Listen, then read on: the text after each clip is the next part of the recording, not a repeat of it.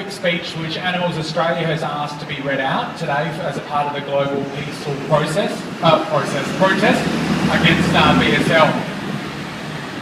I'm sure it comes as no surprise to you all that Animals Australia believes that breed-specific legislation is not the answer to minimising the risk of dog attacks in the community. We know that such a blanket legislation is both ineffective and discriminatory. Animals Australia is pleased to see that the courts are beginning to recognise this very fact.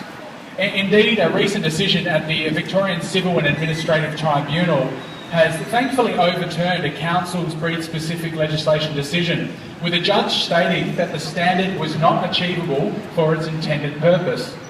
Importantly, the judge said that using the words like large, powerful and proportionate to physically measure and identify a breed of dog against some sort of average dog is just not acceptable. Animals Australia believes that preventing the deed instead of banning some breeds is the key to addressing dog aggression. It is unacceptable for the blame to be placed on dogs rather than the people who mismanage them.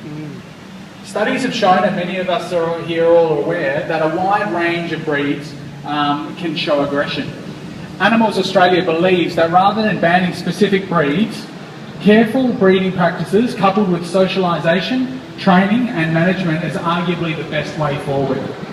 Animals Australia calls for governments to introduce effective and humane solutions for the protection of our furry friends and our community.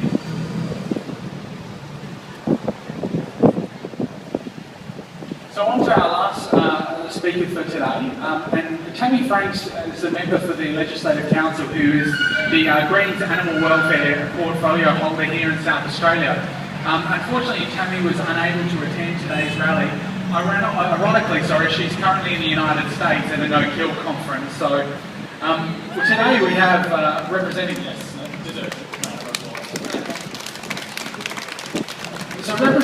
Tammy today we have Dusan Popovic. And he's the Greens candidate for the seat of Port Adelaide. Dusan is a passionate advocate for environmental sustainability and always strives to live in a way that minimises his ecological footprint. Dusan has degrees in mechanical engineering and biodiversity and park management, and aims to share his ideas for sustainable living and humane society to make South Australia a great place to live for people and for animals.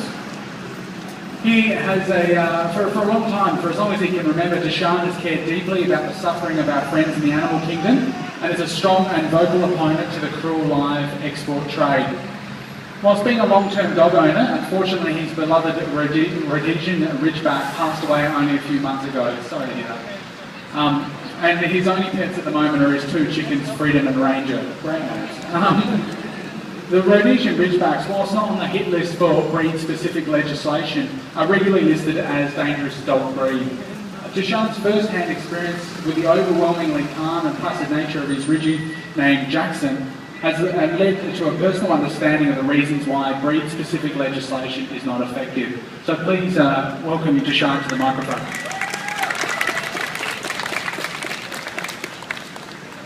Hi everyone, thanks very much for having me along. Firstly, I'd just like to acknowledge that we're meeting today on the traditional country of the Kaurna people of the Adelaide Plains and to pay respect to elders both past and present. We recognise and respect their cultural heritage, beliefs and relationship with the land. We acknowledge that they are of continuing importance to the Kaurna people living today. My name is Dusan Popovic, I'm the Greens candidate for Port Adelaide. And as Aaron said, I'm representing Tammy Franks, MLC, who's our animal welfare portfolio holder in the SA State Parliament. All of us here obviously care passionately about animals and animal welfare issues, and I'd say a lot of you would actually be extremely surprised to know that the Greens are actually the only party that has an animal welfare portfolio at both a federal and state level, and the only party that can and does stand up and provide a voice for the animals who don't have a voice in Parliament.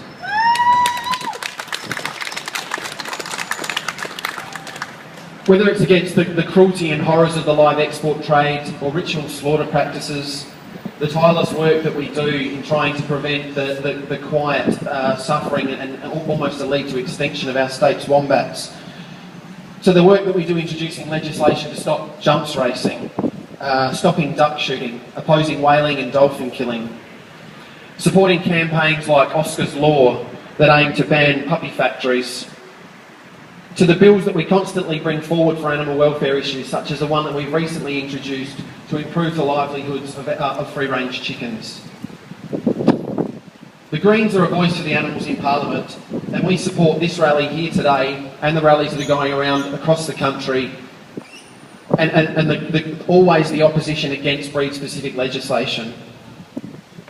All the other wonderful speakers here today have already touched on the ins and outs and the specifics of BSL, so I won't continue on that necessarily. But I must say that I'm deeply concerned about the legislation that has been introduced in Victoria and elsewhere in the world, and the suffering and horrors that actually results in for dogs and their owners. As Aaron said, I did have a Rhodesian Ridgeback who unfortunately passed away only a few months ago, and whilst Rhodesian Ridgebacks aren't actually covered by breed-specific legislation such as that's in Victoria, they're constantly listed, regularly listed as dangerous dog breeds, and very highly listed on those dangerous dog breeds. Now, Jackson was one of the most placid, kind-natured, beautiful creatures you could ever imagine.